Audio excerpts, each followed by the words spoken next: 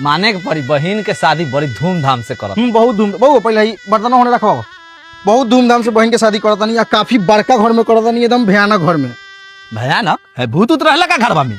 ना क्या मर्द भयानक मतलब पैसा कौड़ी दौलत सौन दौलत मतलब बहुत भयानक अमीर घर में करता नहीं। अच्छा तब तक गरीबी कहियो अइबे ना करी उनकरा। यहाँ तक कि हमारे बहन के शादी गरीबों घर में करती नू क्या तो यो गरीबी कहियो ना देख सकत रहलक। क्या बात कर रहे हैं? बैक मार दे, बुड़बक वाला बात करता रहा। गरीब घर में शादी करबा तो गरीबी देखबे करी।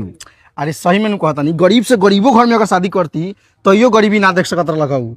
अच्छा जीजा जी लगे टैलेंट हो पैसा कमाए के? कोनो टैलेंट नहीं है, यहाँ तक कि हमारे बहनों को कोनो टैलेंट नहीं है, तभियो गरीबी ना देख सकत रहलक। बताओ खाली बहन तोहर गरीबी ना देख सकेला? ना काहे ना देख सकेला? काहे कि वो आन्हर बा।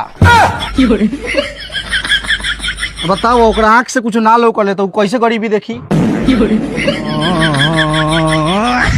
यहाँ तक कि हमर जीजो गरीबी ना देख सकत काहे कि वो आन्हर बाड़न।